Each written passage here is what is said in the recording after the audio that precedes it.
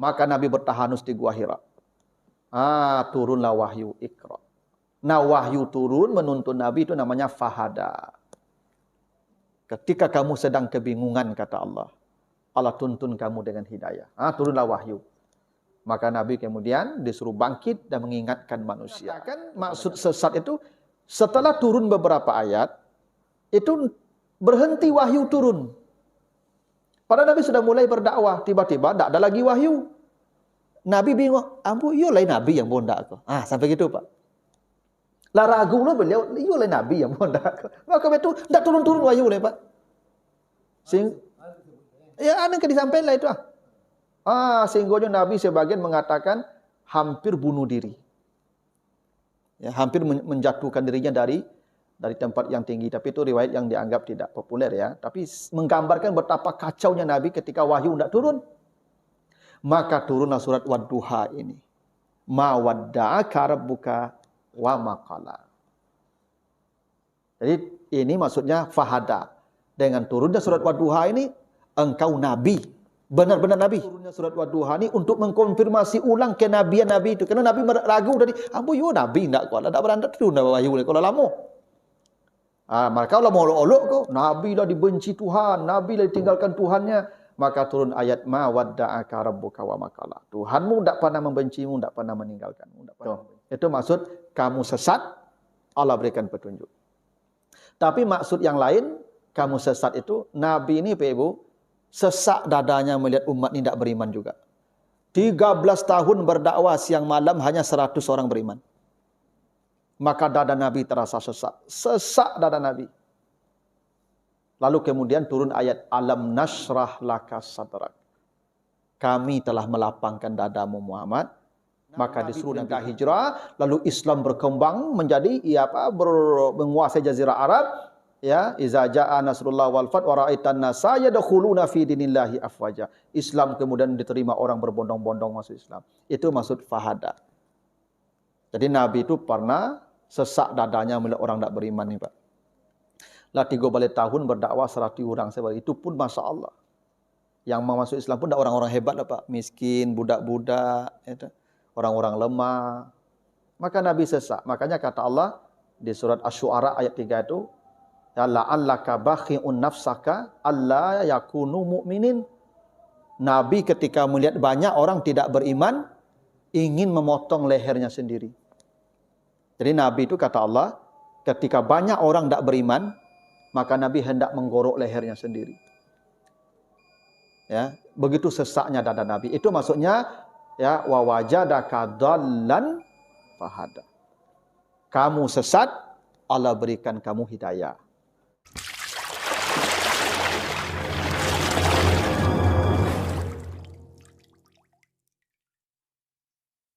Assalamualaikum warahmatullahi wabarakatuh.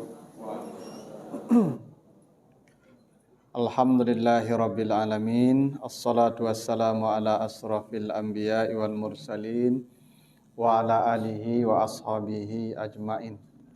Bapak, ibu-ibu, kaum muslimin, jamaah salat maghrib yang dimuliakan Allah. Kembali kita bersyukur pada Allah atas segala karunia-Nya. Salawat dan salam untuk Nabi kita Muhammad sallallahu alaihi wasallam. Bapak Ibu yang saya muliakan, kita lanjutkan kembali bahasan kita masih di surat Ad-Duha. Yang terakhir kita bahas ayat yang keempat ya. Walal akhiratu khairul laka minal ula. Kata Allah, sungguh akhirat itu lebih baik untukmu daripada dunia. Sekarang kita lanjut ayat yang kelima. A'udzubillahi minasyaitonirrajim. Wala saufa yu'tika rabbuka fatardah. Dan sungguh Tuhanmu Muhammad pasti memberikan apapun yang engkau minta. Dan engkau pasti reda dengan apa yang diberikannya. Jadi ini sebuah jaminan ke Nabi Muhammad. Ya. Nabi Muhammad tuh kalau mau minta, apa saja dikasih. Tidak akan pernah satupun permintaan Nabi itu akan ditolak oleh Allah. Fatardah. Engkau pasti mendapatkan semua yang kau minta. Itu sudah dijamin, Pak. Jadi Nabi itu kalau mau meminta apa? itu Nabi tidak perlu perang. Ya Allah, tolong beriman ini semua manusia. Selesai, Pak. Tidak perlu Nabi berdarah-darah, Pak. Tidak perlu. Nabi tinggal berdoa saja, ya Allah, tolong jadikan semua orang di Makkah ini beriman. Selesai. Tapi namun Nabi tidak mau minta begitu. Kenapa? Nabi ingin mengajarkan kepada kita nilai-nilai perjuangan. Karena kebahagiaan itu pada perjuangan itu, Pak. Setelah kita berpayah-payah, berkeringat, berdarah-darah, dapat hasil, disitulah kita menemukan yang namanya bahagia. Ibarat main bola, Pak. Kalau Real Madrid yang kalah 1-0, pesta tuh, Pak. Tapi kalau ada lawan, Pak, 100 gimana gol, ada guna lah, Pak. Enak. Jadi nikmat itu pada perjuangan, Pak. Makanya kata Allah, ashabul jannati humul faizun. Penghuni sorga itu para juara. Dan juara itu lewat pertarungan, perjuangan. Makanya kenikmatan ahli ibadah itu pada beratnya beribadah. Makanya tahajud itu kan berat, Pak. Tapi kalau Bapak Ibu lakukan, Bapak Ibu akan menemukan kebahagiaan karena lewat perjuangan. Gitu. Jadi yang ingin diajarkan Nabi itu nilai perjuangan itu. Itu makanya Nabi tidak minta, ya Allah, Nabi itu di perang Uhud itu bisa menang. Tapi kenapa Nabi kalah di perang Uhud? Berdarah-darah hampir mati Nabi, Pak. Bisa, Nabi tinggal berdoa saja. Kekasih Allah akan dia minta. Fatardah, dijamin. Tapi Nabi tidak mau begitu.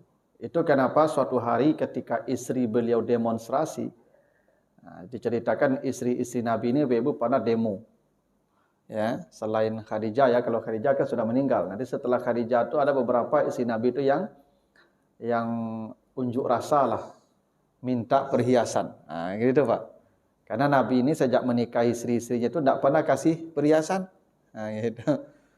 Ibu-ibu ini kan begitu Pak. Kalau nampak kawan pakai ameh itu kayaknya ya asam urat, atau kolesterol. Nah, sejak dulu begitu tuh Pak. Maksud istri Nabi juga begitu. Tidak ada dapat perhiasan. Maka istri Nabi ini ya demonstrasi minta ke Nabi, minta perhiasan. Pula seperti suami-suami yang lain mengasih perhiasan dunia ke istrinya. Maka turunlah surat Al-Ahzab ayat 28. Kata Allah, wahai Muhammad, panggil istrimu semua. In kuntunna turidnal hayatad dunya wa zinataha fata'alina. Kalian kalau ingin dunia dan segala perhiasan dunia, sini. Ya, umat kunna, tinggal pinta. Itu bukit-bukit langsung jadi emas, ambil satu orang satu bukit emas. Lalu kata Allah, usarrih kunna sarahan jamila. Setelah kau dapatkan emas itu semua, kalian saya ceraikan. Nah, itu Allah yang suruh Pak, bukan Nabi yang hendak menceraikan istrinya. Allah yang suruh begitu. Kalau istrimu masih menuntut perhiasan, panggil mereka, pintalah apa yang mereka mau pinta, dikasih Allah langsung. Tapi setelah itu diceraikan. Itu artinya Bapak Ibu, Nabi bisa saja minta kaya Pak. Bisa Nabi itu minta kaya Pak. Tidak perlu Nabi itu Pak, Masya Allah, sampai meletakkan batu di perutnya Pak. Tidak perlu. Nabi itu kan ketika perang Khandaq, kan sahabat dan Nabi menggali parit Pak. Ya. Ketika pasukan ya koalisi hendak menyerang kota Makkah, ya, di tahun ke-6 itu, setelah hijrah, itu sahabat Nabi itu menggali parit, yang melindungi kota Madinah, digali parit Pak, sepanjang 12 kilo, ya selebar 3 meter ya, selebar 5 meter, sedalam 3 meter gitu. Jadi parit itu digali 5 meter lebarnya, 3 meter dalamnya, panjangnya 12 kilo Pak. Orang panjang ya apa itu Pak, banda dikali itu Pak. Siang malam Nabi bekerja dengan sahabat Pak. Nah, ketika menggali parit itulah ketika Nabi mencangkul, mengangkat linggis itu, nampak oleh sahabat batu di perut Nabi itu Pak. Ternyata Nabi itu sering kelaparan Pak. Hingga berhari-hari kadang perut itu tidak dicopot Nabi dari batu itu tidak dicopot dari perutnya. Itu sunnah Nabi yang paling hebat tuh Pak. Tidur dengan perut kosong. Itu sunnah Nabi Pak. Ya. Nah, ini sunnah Nabi yang jarang kita tiru nih Pak. Tidur dengan perut kosong. Awak selalu kanyang lalu dah Pak. Ya. Tak mau lalu atau nak kanyang. Kadang bacari yo martabak Mesir tengah malam dia Pak. Bacari jo bakso tengah malam dia. Ya. Padahal sunnah Nabi itu Pak, jo batu lalu paru itu Pak. Itu sunnah Nabi itu Pak. Ya. Orang mengira bid'ah itu Pak, tahlilan, ngaji 3 hari, apa namanya itu. Ya, itu bid'ah. Padahal bid'ah yang paling hebat tuh perut kenyang. Itulah bid'ah. Karena perut Nabi itu kosong sering. Begitu Pak. Itu sunnah Nabi. Nabi bisa saja Pak, seperti Maryam, minta ke Tuhan turun dari langit tuh Pak. Seperti Nabi Isa yang minta makanan kepada Tuhan, ke umatnya turun dari langit. Seperti Nabi Musa yang minta makanan untuk umatnya turun dari langit. Maryam juga begitu, turun dari langit makanan. Nabi Muhammad tuh bisa minta, ya kan, dalam rumah tuh ya Tuhan, turunlah goreng ayam, turunlah ke kalio, turun. Tapi Nabi tidak mau. Nabi tidak mau. Karena apa? Iya, karena Nabi ingin mengajarkan ke umatnya tentang perjuangan hidup. Enggak. Ya tapi begitu juga Bapak Ibu, bahwa di dunia ini banyak orang yang payah, banyak yang miskin. Nabi ingin merasakan itu. Di dunia ini kalau dikalkulasikan Pak, banyak orang miskin berorang kaya Pak. Dan Nabi ingin merasakan itu hidupnya. Ya, makanya dari kecil Nabi itu payah. Dari ketik kupalo kambing mencari piti. Nabi bisa aja turun piti itu Pak, bisa turun dirham ame itu. Tapi Nabi tidak bekerja kupalo kambing untuk menunjukkan begitulah hidup. Ya, perjuangan. Jadi kata Allah, jangan Bapak Ibu dikira Nabi itu hidupnya payah begitu, karena Nabi tidak memilih dunia. Kalau Nabi milih dunia, tinggal berdoa saja. Allah sudah menjamin. Wala sawfa yu'tika rabbuka fatarda. Pasti Allah kasih apa yang pun kau minta. Pasti. Tapi tadi kan sudah dikatakan, walal akhiratu khairul laka minal ula. Akhirat lebih baik dari dunia. Ngapain kita minta yang tidak baik? Apalagi Nabi itu tahu dunia itu Ibu, hartanya misalnya. Kalau harta di dunia ini kita banyak dapat, ya kata apa dalam ungkapan agama kita kan begitu ya. Kalau harta itu halaluhu hisabun wa haramuhu iqabun. Yang halalnya dihisab, yang haramnya diazab. Dua-duanya tidak selamat Pak. Halalnya dihisab. Hisab itu pun tak mudah. Apalagi yang haramnya diazab. Jadi untuk apa kita meminta sesuatu yang halalnya dihisab, yang haramnya diazab? Coba kan Nabi tidak minta. Karena Allah sudah katakan akhirat lebih baik. Tapi Bapak Ibu jangan salah paham ya. Karena dunia tidak dibenci oleh Allah ya. Dan itu harta disebut khair. Dalam Al-Quran harta disebut khair. Wa innahu lihubbil khairi lasyadid. Di surah Al-Baqarah 180, jika kamu merasakan kematian sudah dekat, intaraka khairan alwasiyatu lil walidain wal akrabin. Jika kamu memiliki harta, berwasiatlah. Nah, harta disebut khair. Ya, di surat Saba, di surat Sad juga diceritakan ya, Nabi Sulaiman memiliki mobil-mobil mewah. Ya, dulu Nabi Sulaiman tuh punya Ferrari, Ibu, punya Lamborghini Nabi Sulaiman tuh. Cuman kuda namanya. Tapi kata Allah Safinatul Jiyad. Kudanya bukan kuda biasa. Kuda mewah. Kalau larinya turbo, kalau berhentinya cakram. Kira-kira bahasa Allah ya. Safinatul Jiyad. Nah, kendaraan-kendaraan mewah Nabi Sulaiman itu dinamakan khair juga. Di surat Sad ayat 32 sampai 35 itu kata Allah, "Inni ahbabtu hubbal khair." Kata Sulaiman, saya cinta dengan kendaraan mewah saja. Nah, kendaraan itu disebut khair. Khair itu artinya baik. Khair itu baik. Uang disebut khair, rumah disebut khair, kendaraan disebut khair.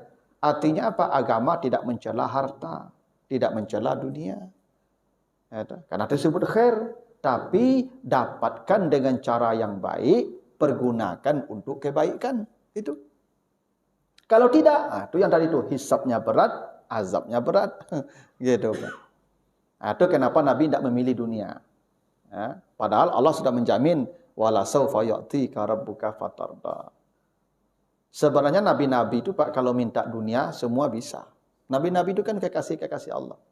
Tapi tidak ada satupun nabi yang minta dunia. Tidak ada. Nabi Sulaiman pun tidak minta dunia. Allah menguji dia dengan kekayaan. Dia tidak minta. Nabi Daud juga tidak minta dunia. Tapi Allah uji dengan dunia. Ya.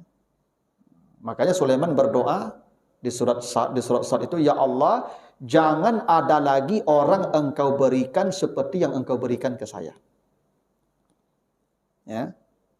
Jangan dikasih lagi manusia setelah saya, kekayaan seperti saya, jabatan seperti saya, kekuasaan seperti saya. Jangan. Kenapa? Buktinya saya gagal. Karena Nabi Sulaiman itu Pak pernah terlambat salat asar gara-gara memandikan kudu. Makanya di surat Sad itu diceritakan Nabi Sulaiman dikasih penyakit stroke. Ya. Wa alqainahu ala kursiyhi jasadan. Nabi Sulaiman itu tergeletak di atas tempat duduknya berhari-hari, berbulan-bulan. Karena hukuman Allah terlambat salat asar gara-gara asyik memandikan kuda-kuda mewahnya. Nabi Sulaiman pun pernah berbuat ya salah Pak. Terlambat salat asar. Walaupun dia sudah bertobat kata Allah. Dia mensedekahkan semua kuda-kuda mewahnya itu Pak. Semua kuda mewahnya disedekahkan. Tak ada lagi kudanya Pak. Habis semua. Dia sedekahkan. Karena terlambat sekali salat asar gara-gara memandikan kuda. Nah itu memang hebat Nabi Sulaiman itu Pak. Kenapa disebut ya, innahu awwab, ahli tobat yang paling hebat. Sekali terlambat salat asar, semua kendaraan mewahnya disedekahkan. Nah, gitu. Jadi kalau ada apa-apa terlambat semayang gara-gara mandi noto, sedekahan. Nah, itu Pak. Ya. Terlambat semayang gara-gara memberesin rumah, sedekahan.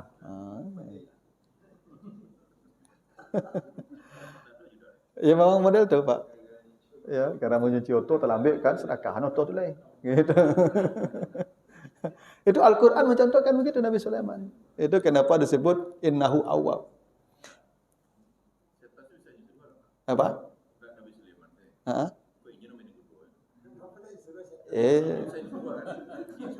Iya. Tapi hobi. Kalau hobi kan tidak bisa diwakilkan Pak. Ya. Iya. Tapi itu hobi. Hobinya Pak. Hobinya memandikan kuda. Sama aja hobi Pak. Ada orang hobi buru babi Pak. Kan bisa nyuruh orang Kapolsek, Kapolres berburu babi Pak. Kan suruh saya pasukan ke ladang tuh tembak. Pak kok pasukan Kapolsek lo berburu babi Pak? Hobi. Tidak ada Kapolres berburu babi Pak ya? Kamang ada Kapolres satu berburu babi Pak. Agi saya pistol sejatuh ke pasukan seburu ke satu ya Kapol tuh ya ke ladang tuh ya. Aduhnya menimul laporan seberiku mati isinya. Nah, tapi baru ke Kapolres satu lo berburu babi Pak. Itu hobi namanya. Hobi. Ya, Pak. Kalau hobi kok tidak bisa diwakilkan loh, Pak. Apa mancing ke lawi? Bisa enggak Pak bali ikan? Bisa, tapi raso melu ikan kok tidak dapat Pak bali loh. Ya. Yang enggak ada dijual tuh raso melu ikan tuh, Pak. Itu enggak ada jual pasal loh, Pak. Ya kan baju-juju ikan tuh, Pak, itu enggak dijual orang di pasar tuh, Pak. Yang dijual orang ikannya Pak, tapi raso melo ikan keluar tu Pak, sama Pak memang ciang balui kan, jujuk aja balui tu Pak, itu tidak ada dijual orang itu Pak, galui banyak dijual orang. Nah, itu hobi namanya Pak. Jadi Sulaiman tu punya hobi, hobinya ya itu koleksi kendaraan, memberasihannya gitu ya. Sampai terlambat salat asar. Nah tapi Sulaiman tu tidak minta dunia, Allah yang uji dia. Tidak ada. Iya. Tidak mau. Karena mereka tidak melihat dunia ini berharga. Kita saja yang melihat dunia ini berharga. Takut iya. Karena nabi-nabi itu paling dulu masuk surga dan tidak ada hisabnya. Yang kedua memang rohani mereka tinggi. Sehingga dunia ini tidak bernilai Pak. Beginilah. Kalau di hati bumi kau ada kek. Iku harato kau rumah gadang, oto, rancak. Kan Coba Pak naik pesawat. Take off, lah mulai ketik. Tambah tinggi, lah mulai hilang.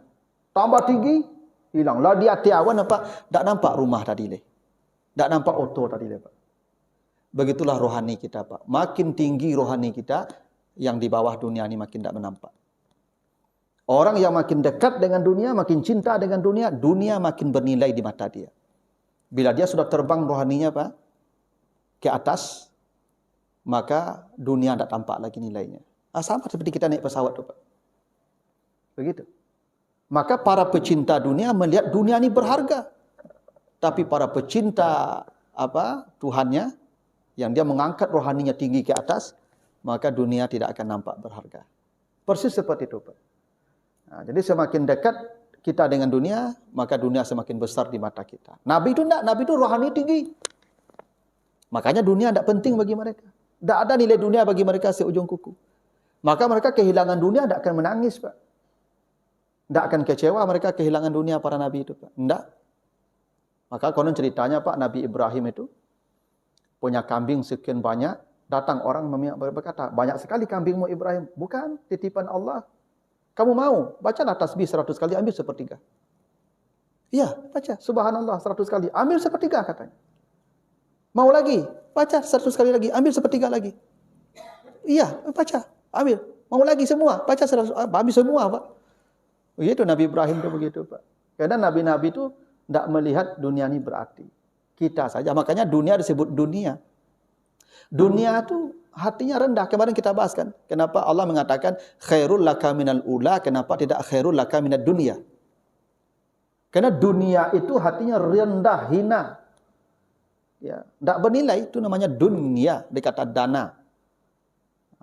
Dunia disebut dunia karena tidak bernilai. Tidak ada harganya Pak. Buktinya apa? Kalau tiba tsunami gini apa lari tak katakan tu apa lepas itu. Sayolah kamu. Bukti tak beragu suana tu Pak. Kalau datang tsunami gini lah gampu dak takkan lagi rumah dapat itu takkan lagi tu tempat lari itu. Itu bukti tak bernilai kan? Nah, itu. Ada masanya ketika apa akan mati besok, makanya manusia ketika akan mati ingin mensedekahkan semua harta. Kenapa? Karena ketika akan mati itu tak bernilai dunia kali. Karena dia sudah akan terbang menghadap Tuhannya. Rohnya akan segera menghadap Tuhannya. Maka ketika itu dunia tidak ada nilainya. Makanya kata Allah ketika manusia hendak mati itu, mereka minta tunda sedikit waktu, fa'asaddaka untuk mensedekahkan semua asetnya. Karena dia tidak melihat lagi itu penting. Nah sekarang bagi kita penting Pak. Karena kita masih cinta dengan dunia. Gitu. Nah maka nabi-nabi itu tidak. Nabi-nabi itu dunia bagi mereka tidak penting. Tidak ada nilainya.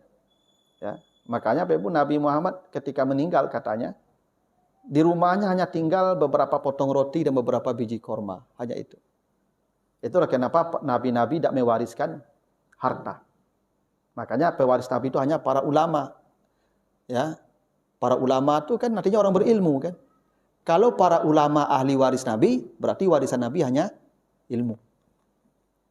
Ya Pak ya? Kan kata nabi, para ulama pewaris nabi. Kalau para ulama pewaris nabi, berarti warisan nabi ilmu. Berarti yang mengambil ilmu, berarti dia telah mengambil warisan nabi. Kira gitu Pak. Karena nabi tidak meninggalkan dirham dan dinar, tapi yang ditinggalkan nabi itu adalah ilmu. Nah, itulah kenapa kata Allah, wa may yu'tal hikmah, siapa yang mendapatkan ilmu, faqad utiya khairan katsira, dialah yang memperoleh kebaikan yang paling banyak. Jadi bukan yang dapat harta, dapat jabatan, tak. Siapa yang dapat ilmu, kata Allah, dialah yang mendapat kebaikan yang paling banyak. Karena dia telah mengambil warisan para nabi. Ilmu. Itu makanya beruntunglah Bapak Ibu punya anak cucu yang cinta dengan ilmu Pak. Beruntunglah.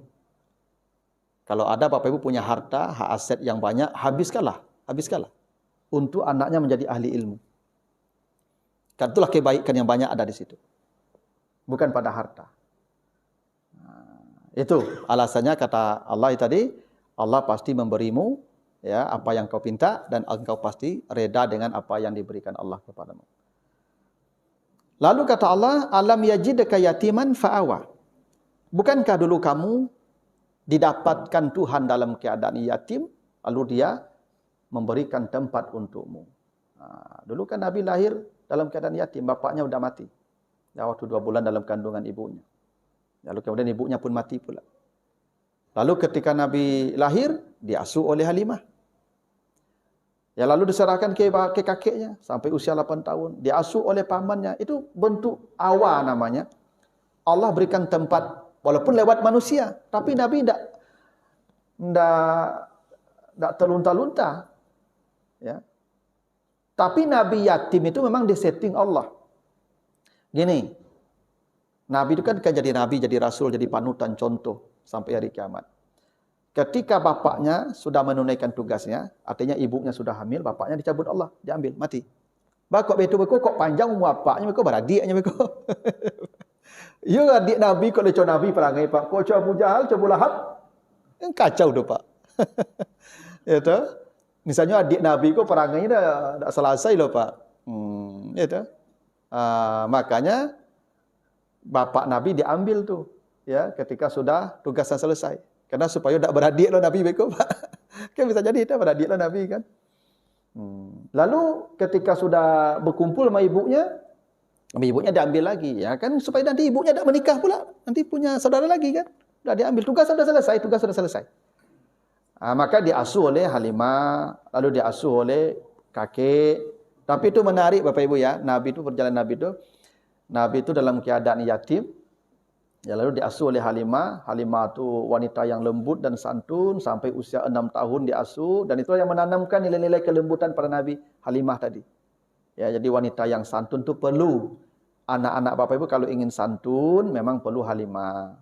Tak bisa Bapak Ibu berharap anak-anak santun kalau dididik tak dengan Halimah, dengan kesantunan. Ya, kalau di hari gadang saya anak kau tadi karih jiwanya Bapak Ibu. Maka perlu Halimah di rumah tu. Ya kalau nak ada Halimah, ya kan misalnya dia sibuk Ustaz dan karajo lo, ya nak lebih cari Halimah. Yang kalibernya Halimah, yang terdidik, yang santun, tu yang mendidik anak awak. Kalau nak ada Halimah, dapat tambahlah Halimah tu namanya. Cari Halimah baru. Ya kalau nak amu ibu jadi Halimah kan tu bertambah Halimah cek lain namanya Pak. Ya. Apa nak menyuruh apa-apa lah kan. Ya. Tapi itu penting Pak. Ya, di rumah itu penting ada sosok yang lembut yang bisa membentuk karakter anak kita. Lalu diasuh oleh kakek beliau. Kakek beliau umur 6 tahun sampai 8 tahun Pak. 2 tahun aja Pak. Jadi kakek Nabi kok Pak umur 6 sampai 8. Itu matilah kakek Nabi itu Pak. Ya. Ini menjadi pelajaran juga Bapak Ibu, cucu dengan kakeknya dari 6 sampai 8. Tak boleh dari ketik cucu kau je kakek. Ya Pak, kalau dari ketik je kakeknya Pak, agak rusak cucu kau Pak. Apa kakek kau, ya nenek kau agak rusak mendidik. Cucu kau kalau salah, nyobela taruh di kakek kau. Ya Kak? Tak ada kena salah lah kat nenek kau. Apa yang dipinta harus dapat Pak. Tak bisa tidak loh Pak. Itulah pengaruh kakek je nenek kau kalau mendidik, salah didik. Nah, itu. Tapi kalau umur 6 tahun, anakku ingin baca cerita Pak. Anak punya kesempatan baca cerita, kok kakek dia dah pensiun. Kalau apa tak bisa cerita, lepaknya panik. Ya kan? Kalau japa Pak malam-malam misalkan minta cerita, Pak, cerita Pak. Cerita lalu panik lalu serang lain ada Pak. Tapi kalau jawab kakek kayaknya banyak waktunya baca cerita, lah pensiun. Tu anak-anak umur 6 tahun kan senang bercerita Pak. Tu makanya dengan kakek Nabi itu 2 tahun. Habis itu kakek paman lagi Abu Talib. Paman Abu Talib kok miskin, Pak. Miskin. Yang paling kaya tu Abbas, Haris tu paling kaya, tapi yang paling miskin Abu Talib. Tapi kakek Nabi ndak jo Abbas, Nabi dibesarkan lo, jo Abu Talib yang miskin. Bakok ni miskin mendidik Nabi, Pak. Karena Nabi kok jadi pemimpin umat. Pemimpin tu ndak bisa besar dengan uang banyak, dengan kemewahan, ndak. Pemimpin tu besar dengan penderitaan, dengan kesusahan supaya jiwanya sensitif dengan orang. Biasanya anak-anak Pak kalau jo piti banyak dari ketek cenderung kasar perasaannya. Tapi kalau orang yang menderita dari ketek Pak, nya sensitif. Sensitif Pak. Nya tahu susah dari ketek. Maka Nabi itu dari ketek itu susah Pak. Sehingga Nabi dari ketek itu kebalu kambing itu Pak. Nah, tapi ada rahasia Pak, Nabi kok kebalu kambing Pak. Kan banyak unta, banyak jawin nak. Nabi-nabi itu banyak kebalu kambing Pak. Ya, Nabi Ibrahim kebalu kambing Pak. Nabi Musa kebalu kambing. Nabi Syuaib kebalu kambing, ya tak? Nabi Muhammad kebalu kambing. Jadi nabi-nabi itu banyak yang kebalu kambing sebelum jadi nabi itu, Pak. Bakok kebalu kambing nabi-nabi itu banyak, Pak. Kerana nabi-nabi kok kebalu orang, Pak. Nah, sabalun mengubalun orang, latihan ke kambing dulu gitu. Nah, sebab mau urus orang kok hampir sama, Pak, yang mau urus kambing. Iya.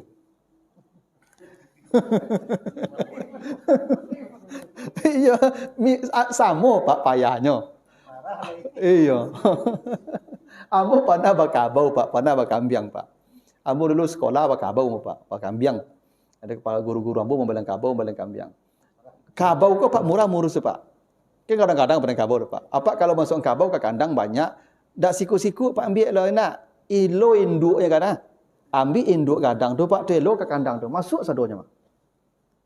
Murah murus kabaunya Pak. Menyebarangan kabau kepada ngayi murahnya Pak. Elo induk itu sadonya menyebarang Pak. Kok kambiangnya cuba-cuba Pak. Ampe ikut kambiang tak sudah lagi 2 jam ya kalau Pak.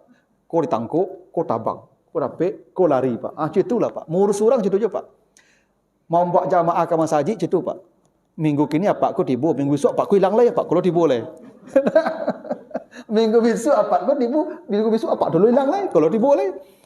Jadi jamaah aku di masjid kau jarang dan tatapnya Pak.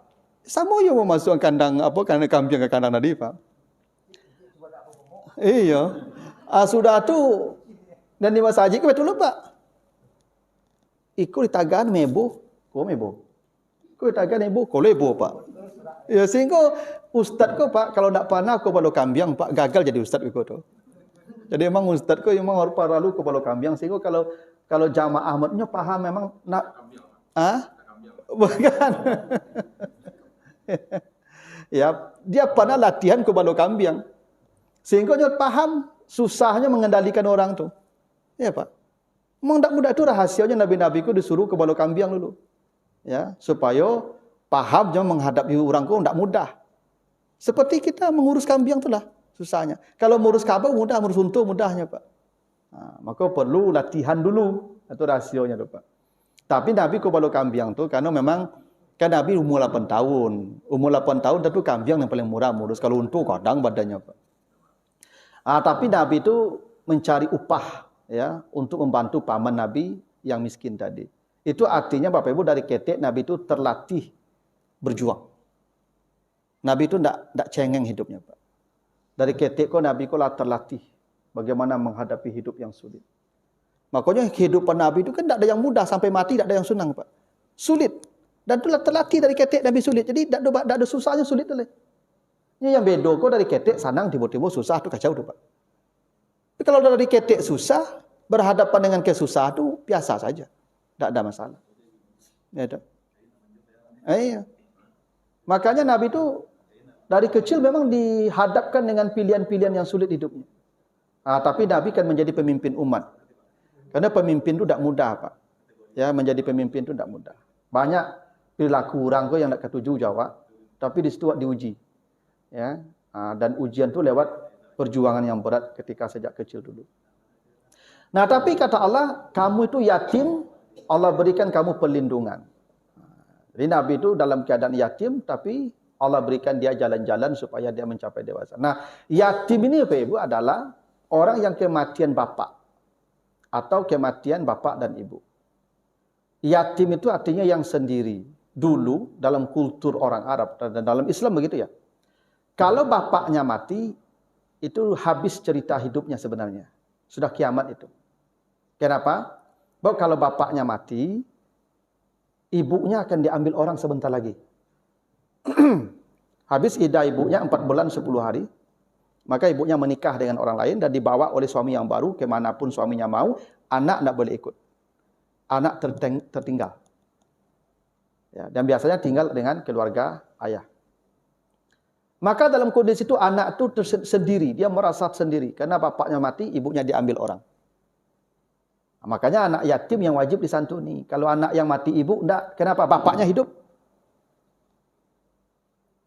Kalau anak yang ibunya mati, bapaknya tanggung jawab. Sampai anaknya dewasa, sampai anaknya menikah. Kalau perempuan. Ya. Karena bapaknya hidup. Dia tidak akan kekurangan belanja. Tetap, dia menikah Ustaz, bawa anaknya. Itu yang kacaunya.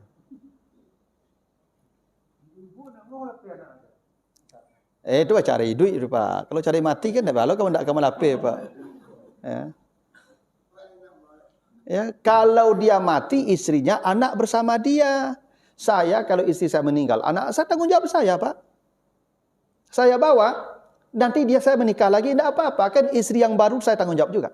Anak saya tanggung jawab juga.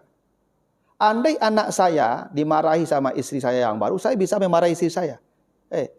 Kau kalau tidak bisa akur jangan ambo, paisiko. Mau ganti lah yang baru. Itu Pak. Itu ya betul. Ambo punya kuasa Pak. Ambo punya kuasa. Bisa mengatur semua. Tapi kalau istri ambo mati, dibuat istri ambo, anak ambo, istri ambo. Menikahnya dengan laki-laki, tangan anak ambo, tanpa anak ambo, hanya bisa dilakukan istri ambo Pak. Murid dadu.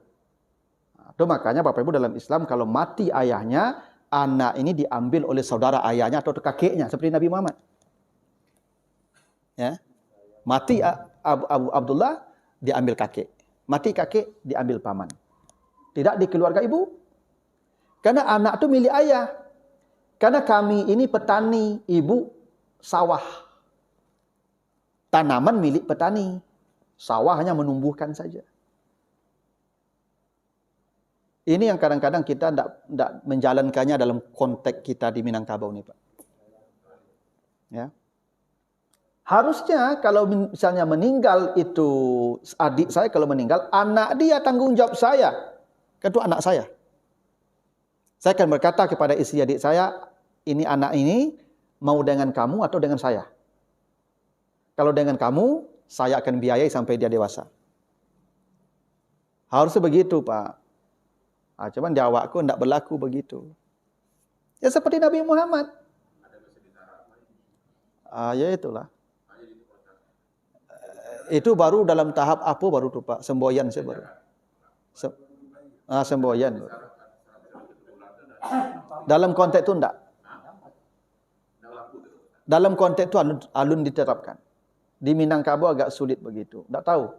Sebenarnya apa Ibu? Ibu kalau kita bicara konteks agama ya, ibu yang punya anak yang mati suaminya, andai saudara suami ibu meminta anak ibu, ibu rela memberikan itu anak dia. Atau ibu berkerelaan ibu, Pak, biarlah anakku jambu itu lain soal. Tapi yang saudara suami ibu harus menawarkan diri untuk mengambil anak ibu. Seperti Nabi Muhammad, diasuh oleh kakek, mati kakek, pindah ke paman. Saudara Abdullah. Begitu harusnya. Itu kenapa yatim itu yang kematian bapak. Karena orang kalau kematian bapak, kiamat sudah hidupnya. Bapak sudah tidak ada lagi yang akan melindungi, yang kasih nafkah. Ibu pun diambil oleh orang lain.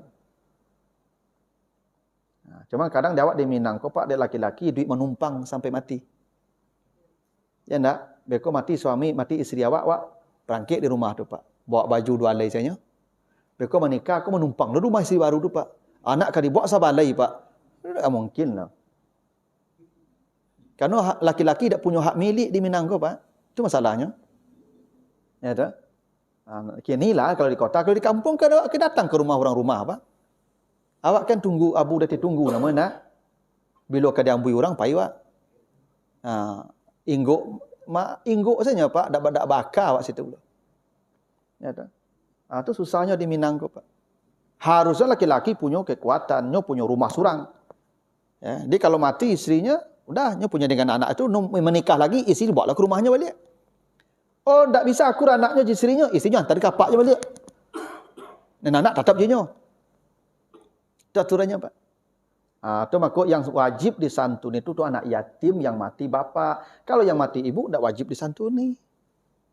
Itu. Cuman dalam konteks awak di Minangkabau kok justru yang mati ibu yang kacau. Karena kalau ibu mati ya Pak berjalan. Itu. Itu yang banyak. Makanya dalam konteks awak di Minangkabau kok ada dekat mati induk agi ajalah santunan. Karena prinsipnya dia merasa sendirian. Di awak justru yang mati ibu yang sendirian rasanya. Yang mati apa masih sanang awak jinduk. Itu ya. Mungkin dalam konteks di awak di Minangkabau Ibu, kok ada anak-anak ni induknya mati ya gila santunan seperti yang mati apaknya. Gitulah. Walaupun secara hukum yang wajib disantuni yang mati bapak, yang mati ibu enggak. Gitu. Kalau dawak risiko anak yatim, infak untuk anak yatim yang diagi yang mati apa itu yang mati induk Pak. Keduanya ya. Enggak apa lagi salah. Ada. Iyalah. Ya kalaupun tidak ya enggak apa-apa. Kalaupun misalnya tidak terkategori yatim dia secara syariat yang perempuan yang mati ibunya minimal kan bersedekah ke orang yang kadang kesusahan kan tidak ada salahnya itu Pak. Ya kan. Biarlah enggak apa-apa. Kasih ajalah Pak. Tapi kalau kita bicara hukum yang disebut yatim yang mati bapak. Karena yatim itu artinya sendirian dia. Iya, ya kan dalam Islam kan memang patriarkat. Kan kita dipanggil dengan bapak kita nanti di akhirat. Tidak berlawanan. Sebenarnya apa? Kalau kita kaji ya sistem matrilineal juga ada baiknya, ada positifnya. Ya. Salah satu kebaikan sistem matrilineal ini adalah perempuan di Minangkabau ini mendapatkan perlindungan yang maksimal. Sebab laki-laki datang ke rumah produksi. Awak tinggal di situ japaknya, jam jinduknya. Agak karih mengecek ke anaknya, capaknya. Oh, antuk oleh Pak. Ya enggak? Agak tinggi suara awak ke anaknya Pak. Kadang ada Pak di dapur kan, capaknya kan. Atau dunak kecil itu. Ya tahu? Nya dilindung dapat 24 jam. Ya kan anak dah boleh bawa anaknya jinyo. Pak menumpang selupa tu dah mungkin kari-kari ngeceknya kan anaknya, jangan kami tampar kami lapak kan anaknya Pak. Tapi kalau dibawa anaknya ke tampil awak, di situlah perempuanku banyak yang tertekan. Gitu Pak. Ya, kalau dapat suami yang tidak ideal. Kalau yang ideal kan tidak masalah. Yang tidak ideal, suamiku kasar Pak, melapak, mentapuk di rumah kan.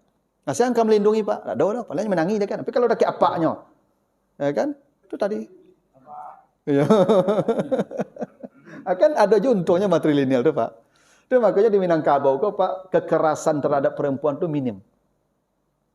Ya, kekerasan KDRT di Minangkabau kok Pak. Entah kalau di kota-kota ya, yang memang hidupnya sudah berbeda dengan kultur di kampung-kampung. Kalau di kampung Pak, tak ada KDRT lah Pak. Ya bakal KDRT awak lalu menumpang, makan menumpang, ke sawah menumpang, itu. Kan awak nak bawa sawah ke rumah ada Pak. Sawahnya punya. Awak mencangku saja Pak, menanam saja. Iya, rumah lah dibuatnya. Tapi lalu dan sedianya. Kan kena berang-berang ke rumah lalu Pak. Berang-berang kan nyusi soal langsung lah. Aduh makanya ada contohnya Pak. Tak seluruhnya buruk loh Pak. Ya tak? Ada baiknya juga. Makanya jarang-jarangnya Pak, ya perempuan di Minangkabau kok di zaman dulu ya yang mendapat kekerasan dari suami itu jarang. Nah, ada proteksi yang luar biasa dalam sistem matrilineal itu. Ya. Tapi dalam konteks sistem orang Arab ya, apalagi sampai sekarang begitu ya, kan Islam memang patrilineal kan. Memang yang disebut yatim itu yang mati bapak. Karena itu kalau mati bapak, anak dibawa oleh saudara bapak atau oleh kakek. Nah, jadi kalau saya mati, anak saya nanti bapak saya yang ambil. Atau saudara laki-laki saya. Dia yang bertanggung jawab nanti itu. Ya, seperti anak dia. Atau maksudnya, alam yajidaka yatiman fa'awa. Ada pertanyaan lah Bapak Ibu sampai sini dulu. Nah ya, kalau tidak kita lanjutkan.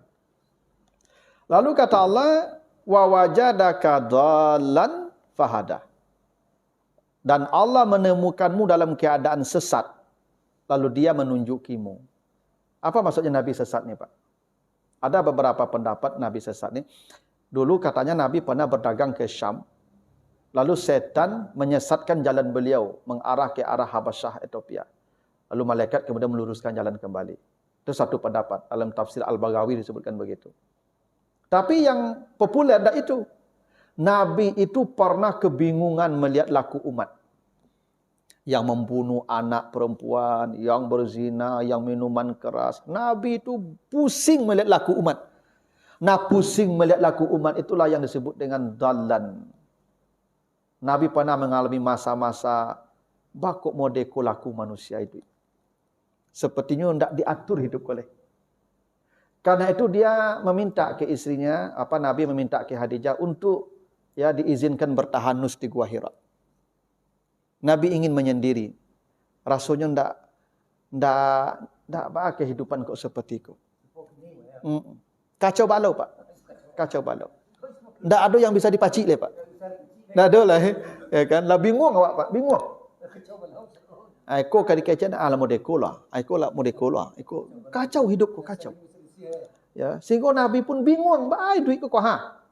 Maka Nabi bertahanus di Gua Hira. Turunlah wahyu Iqra. Nah, wahyu turun menuntun Nabi itu namanya fahada. Ketika kamu sedang kebingungan kata Allah, Allah tuntun kamu dengan hidayah. Turunlah wahyu. Maka Nabi kemudian disuruh bangkit dan mengingatkan manusia kepada jalan yang lurus. Itu fahada. Ada yang mengatakan maksud sesat itu setelah turun beberapa ayat, itu berhenti wahyu turun. Padahal Nabi sudah mulai berdakwah, tiba-tiba tak ada lagi wahyu. Nabi bingung, yo lain Nabi yang bondak aku. Sampai gitu Pak. Lah ragu lo beliau, yo lain Nabi yang bondak aku. Maka betul, tak turun-turun wahyu le Pak. Ya ada yang disampaikan lah itu. Sehingga Nabi sebagian mengatakan hampir bunuh diri. Ya, hampir menjatuhkan dirinya dari tempat yang tinggi. Tapi itu riwayat yang dianggap tidak populer ya. Tapi menggambarkan betapa kacaunya Nabi ketika wahyu tidak turun. Maka turunlah surat Wadduha ini. Ma wadda'aka rabbuka wa ma qala. Jadi ini maksudnya fahada. Dengan turunnya surat Wadduha ini, engkau Nabi. Benar-benar Nabi. Jadi turunnya surat Wadduha ini untuk mengkonfirmasi ulang kenabian Nabi itu. Karena Nabi ragu tadi, yo Nabi enggak kuala, tak berandat turun wahyu kalau lama. Maka Allah mau olok kau, Nabi lah dibenci Tuhan, Nabi lah ditinggalkan Tuhannya. Maka turun ayat ma wadda'aka rabbuka wa ma qala. Tuhanmu enggak pernah membencimu, enggak pernah meninggalkanmu, enggak pernah membencimu. Itu maksud kamu sesat, Allah berikan petunjuk. Tapi maksud yang lain, kamu sesat itu Nabi ini Pak Ibu sesak dadanya melihat umat ini tidak beriman juga. 13 tahun berdakwah siang malam hanya 100 orang beriman. Maka dada Nabi terasa sesak. Sesak dada Nabi. Lalu kemudian turun ayat alam nasrah laka sadrak. Kami telah melapangkan dadamu Muhammad. Maka disuruh Nabi hijrah. Nabi perintah hijrah, lalu Islam berkembang menjadi menguasai jazirah Arab. Ya, iza jaa nasrullah wal fath wa ra'aitan nasa yadkhuluna fi dinillahi afwaja. Islam kemudian diterima orang berbondong-bondong masuk Islam. Itu maksud fahada. Jadi Nabi itu pernah sesak dadanya melihat orang tak beriman nih Pak. Lah 3 balik tahun berdakwah 100 orang itu pun Masya Allah. Yang mau masuk Islam pun tak orang-orang hebat lah Pak. Miskin, budak-budak, orang-orang lemah. Maka Nabi sesak. Makanya kata Allah di surat Asy-Syu'ara ayat 3 itu, ya la'allaka bakhi'un nafsaka alla yakunu mu'minin.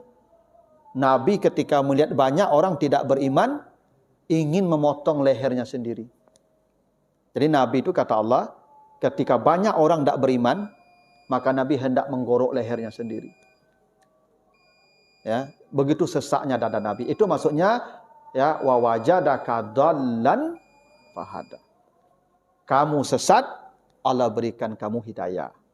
Jadi sesat itu bukan berarti dia menyembah berhala, enggak.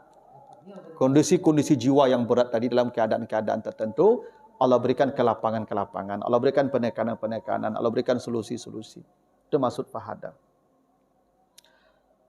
Baru sampai ayat yang ke-6 baru Pak Ibu ya. Ayat yang ke-7 ya. Nanti ada beberapa ayat lagi, mudah-mudahan selesai di pertemuan berikutnya. Begitu dulu Pak Ibu, karena sudah Isya. Lebih kurang mohon maaf. Subhanakallahumma wa bihamdika asyhadu an la ilaha illa anta astaghfiruka wa atubu ilaika. Wassalamualaikum warahmatullahi wabarakatuh.